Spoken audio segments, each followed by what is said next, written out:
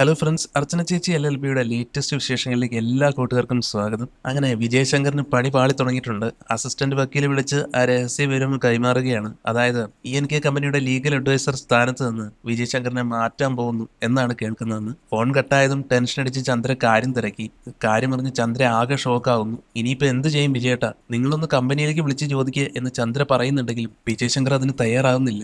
ഞാനൊരിക്കലും അങ്ങോട്ട് വിളിച്ച് ചോദിക്കില്ല. ആ കമ്പനിക്ക് ഞാനല്ലാതെ വേറെ വക്കീലില്ല. ഇനി എന്റെ സ്ഥാനത്തേക്ക് ആരെങ്കിലും വന്നിട്ടുണ്ടെങ്കിൽ അവനെ ഞാൻ വച്ചേക്കില്ല എന്നൊക്കെ ഭയങ്കര ദേഷ്യത്തോടെ വിജയശങ്കർ പറയുന്നുണ്ട്. മറുഭാഗത്ത് അമ്പാട്ട് വീട്ടിൽ ഇപ്പോൾ എല്ലാവരും ഫുൾ ഹാപ്പിയാണ്. പഴയ ദേഷ്യവും പിണക്കവും എല്ലാം മറന്ന് എല്ലാവരും ഒന്നിച്ചിരിക്കുകയാണ്. പഴയ കൈപ്പേറിയ സംഭവങ്ങളെല്ലാം മാറ്റിവെച്ച് തമാശകൾ പറഞ്ഞ് ചിരിച്ച് ഒരു ഫാമിലി മൂഡിലാണ് എല്ലാവരും ഉള്ളത്. ഇവിടെ ചന്ദ്രകാന്തത്തിലാണെങ്കിൽ ചിന്നുവും ആര്യയും ആരോമലും കൂടെ വീട്ടിൽ വെച്ചൊരു കുട്ടിക്കോടതി കൂടുകയാണ്. ഒരു ഫുട്ബോൾ കളനെ കണ്ടുപിടിക്കലായിരുന്നു ഇവരുടെ കളി. ഇതിൽ ചിന്നു ജഡ്ജായപ്പോൾ ആര്യ വാദിയായും ആരോമൽ പ്രതിഭാഗം വക്കീലുമൊക്കെയായാണ് റോൾ എടുത്തത്. കുട്ടികളുടെ ഈ കളിയും ചിരിയും ഒക്കെ ഒളിഞ്ഞു നിന്ന് കാണുന്ന വിജയശങ്കറിനും ചന്ദ്രയ്ക്കും വളരെ സന്തോഷമാകുന്നുണ്ട്. പക്ഷെ കളി മുന്നോട്ട് പോയപ്പോൾ ആര്യ തന്റെ വാദങ്ങളിലൂടെ ജയിക്കുകയും ആരോമൽ തോറ്റുപോവുകയും ചെയ്യുന്നു. കളി കഴിഞ്ഞ് ചന്ദ്ര കുട്ടികളെ അഭിനന്ദിക്കാൻ ചെന്നപ്പോഴാണ് ആരോമൽ ചെറിയൊരു പരിഭവം പറയുന്നത്. ഞാൻ ഇത്രയൊക്കെ കഷ്ടപ്പെട്ട് വാദിച്ചിട്ടും എപ്പോഴും ആര്യ ചേച്ചി തന്നെയാണ് ജയിക്കുന്നതെന്ന് ആരോമൽ സങ്കടത്തോടെ പറഞ്ഞു. എന്നാൽ അതിന് ആര്യ കൊടുത്ത മറുപടി ചന്ദ്രയുടെ നെഞ്ചത്തേറ്റ അടിപോലെയായിരുന്നു. ആര്യ പറഞ്ഞു,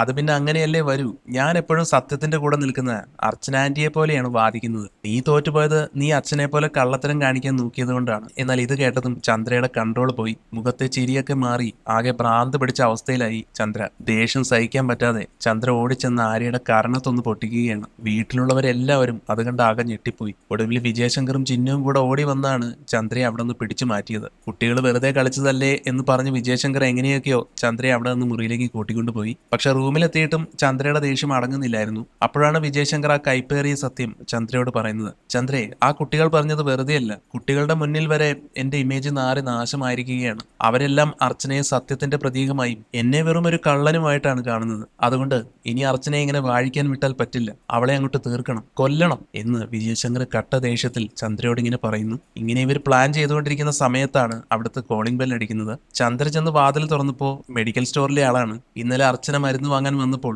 ഒരു സ്ട്രിപ്പ് ഗുളിക അവിടെ മറന്നു വെച്ചു. അത് തരാൻ വന്നതാണെന്ന് അയാൾ പറഞ്ഞു. അവളിവിടെ ഇല്ല, ഇനി ഇങ്ങോട്ട് വരുമെന്നും തോന്നില്ല എന്ന് പറഞ്ഞ് ചന്ദ്ര അയാളെ ഇറക്കി വിടാൻ നോക്കിയപ്പോഴേക്കും വിജയശങ്കർ അങ്ങോട്ട് ഓടി വന്നു. എന്നിട്ട് കുഴപ്പമില്ല, അതിങ്ങോട്ട് തന്നേക്ക്, ഞങ്ങൾ കൊടുത്തോളാം എന്ന് പറഞ്ഞ് ആ മരുന്ന് വാങ്ങി കയ്യിൽ വെച്ചു. അയാൾ പോയതും ചന്ദ്രയ്ക്ക് ദേഷ്യം വന്നു. നിങ്ങൾ എന്തിനാണ് ഇപ്പോഴും അർച്ചനയെ ഇങ്ങനെ സേവിക്കാൻ നടക്കുന്നത്? എന്തിനാ ആ മരുന്ന് വാങ്ങി വെച്ചതെന്ന് ചന്ദ്ര ചോദിച്ചപ്പോഴാണ് വിജയശങ്കർ തന്റെ തലയിലെ ആ കൊടും ക്രൂരമായ പ്ലാൻ വെളിപ്പെടുത്തുന്നത്. എന്നിട്ടൊരു വില്ലൻ ചിരിയോടെ വിജയശങ്കർ പറയുകയാണ്, നീ കാര്യമറിയാതെ തുള്ളല്ലേ ചന്ദ്രേ. ഇത് മെഡിക്കൽ സ്റ്റോറുകാരൻ കൊണ്ടു തന്നതല്ല, ദൈവമായിട്ട് നമ്മുടെ മുന്നിലേക്ക് എത്തിച്ചു തന്നതാണ്. ഇത് അർച്ചന സ്ഥിരമായി കഴിക്കുന്ന വിറ്റാമിൻ ക്യാപ്സ്യൂളാണ്. ഇതിലേക്ക് നമുക്ക് അല്പം വിഷം കലർത്തി അവൾക്ക് കൊടുത്താൽ എന്തായിരിക്കും അവസ്ഥ?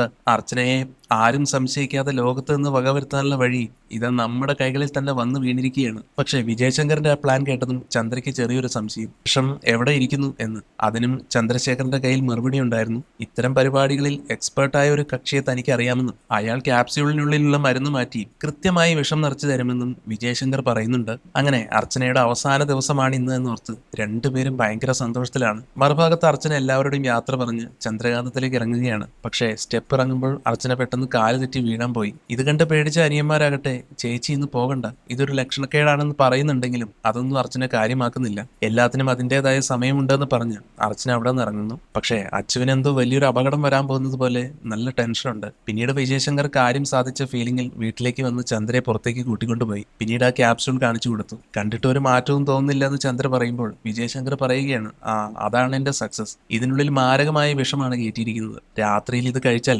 ഉറക്കത്തിൽ തന്നെ മരണം സംഭവിക്കും. സാധാരണ വിഷം കഴിച്ചാലുള്ള ലക്ഷണങ്ങളൊന്നും കാണിക്കില്ല. ഇനി പോസ്റ്റ്മോർട്ടം ചെയ്താൽ പോലും ഈ വിഷം കണ്ടുപിടിക്കാൻ പറ്റില്ല. ഇത് കേട്ട് ചന്ദ്രയ്ക്കും ഭയങ്കര സന്തോഷമായി. അവള് പിടഞ്ഞു മരിക്കണമായിരുന്നു, എന്നാലും കുഴപ്പമില്ല, അവളൊന്ന് ചത്ത് കിട്ടിയാൽ മതി, നമ്മൾ സേഫ് ആണല്ലോ എന്ന് ചന്ദ്ര പറയുന്നു. അപ്പോൾ വിജയശങ്കർ ഒരു മുൻകരുതൽ കൂടി ഓർമ്മിപ്പിച്ചു. ഇനി നമ്മൾ സൂക്ഷിക്കണം. മരണ വീടാകുമ്പോൾ ഒരുപാട് പേര് വരും. ആർക്കും നമ്മളെ സംശയം തോന്നരുത്. പ്രത്യേകിച്ച് ചിന്നുവിനെയും ആരെയും സൂക്ഷിക്കണം. രണ്ടും വിളഞ്ഞ വിത്തുകളാണ്. അപ്പോഴേക്കും അങ്ങോട്ട് ചിന്നു വരികയാണ്. ഉടനെ വിജയശങ്കർ ആ വിഷഗുളിക ചന്ദ്രയുടെ കയ്യിൽ നിന്ന് വാങ്ങി ചിന്നുവിനെ ഏൽപ്പിക്കുന്നു. മോളെ, അർച്ചന വരുമ്പോൾ ഇത് മെഡിക്കൽ സ്റ്റോറിൽ നിന്ന് തന്നതാണെന്ന് പറഞ്ഞു കൊടുക്കണേ. അങ്ങനെ പറഞ്ഞ് വിജയശങ്കർ അവിടുന്ന് മാറുന്നു. ചിന്നു റൂമിലേക്ക് പോകാൻ നേരം അർച്ചന വന്നാൽ മരുന്ന് കൊടുക്കാൻ ചന്ദ്ര ഒന്നും കൂടെ ഓർമ്മിപ്പിക്കുന്നുണ്ട്. ചിന്നു അത് സമ്മതിച്ച് അകത്തേക്ക് പോവുകയും ചെയ്യുന്നു. പിന്നീട് രാത്രിയിൽ അർച്ചനയും ചിന്നുവും കൂടെ സംസാരിച്ചിരിക്കുകയാണ്. ജെ.കെ. അങ്കിളിനും കുടുംബത്തിനും ഒരു ദിവസം നല്ലൊരു ഊണ് കൊടുക്കണമെന്ന് ചിന്നു പറയുമ്പോൾ നമുക്ക് നമ്മുടെ സ്വന്തം വീടായ അമ്പാട്ടിൽ ചെന്നിട്ട് അത് നടത്താമെന്ന് അർച്ചന പറയുന്നു. ശേഷം ചന്ദ്ര ചെയ്ത കാര്യങ്ങൾ വെച്ച് ഇവിടെ വെച്ച് ഒരു പ്രശ്നത്തിന് നിൽക്കണ്ട എന്ന് അർച്ചന ചിന്നുവിനെ മനസ്സിലാക്കുകയാണ്. ഇതിനിടയിൽ അർച്ചന ഉപദേശിക്കുന്നുമുണ്ട്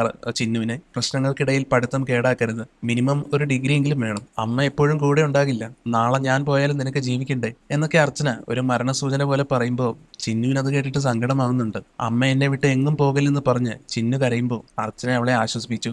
ആ സമയത്താണ് ആര്യയും ആരോപണം അങ്ങോട്ട് വരുന്നത്. ഇന്ന് രാത്രി ചിന്നുവിനെ തങ്ങളുടെ കൂടെ കിടത്താൻ വിടുമെന്ന് അവർ ചോദിക്കുമ്പോൾ അർച്ചന സന്തോഷത്തോടെ അതിന് സമ്മതിക്കുന്നു. ചിന്നു ആണെങ്കിലും മനസ്സോടെ അർച്ചനയ്ക്ക് ഒരു ഉമ്മയും കൊടുത്ത് ഗുഡ് നൈറ്റ് പറഞ്ഞ് അവരുടെ കൂടെ പോവുകയാണ്. വിജയശങ്കറും ചന്ദ്രയും അർച്ചനയുടെ മരണവാർത്ത കേൾക്കാൻ കാത്തിരിക്കുകയാണ്. കുറെ കാലമായി നമ്മൾ ആഗ്രഹിച്ച കാര്യം ഇന്ന് നടക്കുമെന്ന് വിജയശങ്കർ പറയുമ്പോൾ അർച്ചന ഇതിനോടകം തന്നെ ആ മരുന്ന് കഴിച്ചിട്ടുണ്ടാകുമോ എന്ന് ചന്ദ്രയ്ക്ക് സംശയം തോന്നുകയാണ്. അങ്ങനെ അതൊന്ന് ഉറപ്പിക്കാൻ വേണ്ടി രണ്ടുപേരും കൂടെ രാത്രിയിൽ രഹസ്യമായി അർച്ചനയുടെ റൂമിലേക്ക് നടക്കുകയാണ്. അവിടെ റൂമിൽ അർച്ചനയാണെങ്കിൽ ആ വിഷഗുളിക കഴിച്ച് വെള്ളവും കുടിച്ച് പ്രാർത്ഥിച്ച് കിടക്കാൻ ഒരുങ്ങുകയാണ്. ഈ സമയം വിജയശങ്കറും ചന്ദ്രയും വാതിലിന്റെ ഇടയിലൂടെ ഇതെല്ലാം ഒളിഞ്ഞു നോക്കുന്നുണ്ടായിരുന്നു. അർച്ചന മരുന്ന് കഴിച്ചു എന്ന് ഉറപ്പായതോടെ വിജയശങ്കറും ചന്ദ്രയും സന്തോഷത്തോടെ അവിടെ നിന്ന് മാറി. കിടന്നതിന് ശേഷം അർച്ചന തന്റെ പഴയ കാലത്തെ കഷ്ടപ്പാടുകൾ ഓരോന്നായിട്ട് ഓർക്കുകയാണ്. പണ്ട് ആ മഴയുള്ള രാത്രിയിൽ വിജയശങ്കർ തങ്ങളെ വീട്ടിൽ നിന്ന് ഇറക്കി വിട്ടതും പിന്നീട് കഷ്ടപ്പെട്ട് പഠിച്ച് LLB എടുത്തതുമെല്ലാം അർച്ചന ഓർത്തു. എന്നാലും ഇന്നെന്താ ഇത്രയും ക്ഷീണമെന്ന് പറഞ്ഞ് അർച്ചന പെട്ടെന്ന് തന്നെ ഉറക്കത്തിലേക്ക് വീണു. പിറ്റേ ദിവസം രാവിലെ ചന്ദ്രയും വിജയശങ്കറും നേരെ അർച്ചനയുടെ റൂമിലേക്ക് വെച്ചു പിടിച്ചു. റൂം തുറന്നു നോക്കുമ്പോൾ അർച്ചന യാതൊരു ബോധവുമില്ലാതെ കിടക്കുകയാണ്. ചന്ദ്ര പതുക്കെ മുറിക്കുള്ളിൽ കയറി അർച്ചനയെന്ന് 2-3 വട്ടം വിളിച്ചു നോക്കിയെങ്കിലും ഒരു പ്രതികരണവുമില്ല. ഇതോടെ അർച്ചന മരിച്ചുവെന്ന് ഉറപ്പിച്ച് രണ്ടുപേരും ഭയങ്കര സന്തോഷത്തിലാണ്.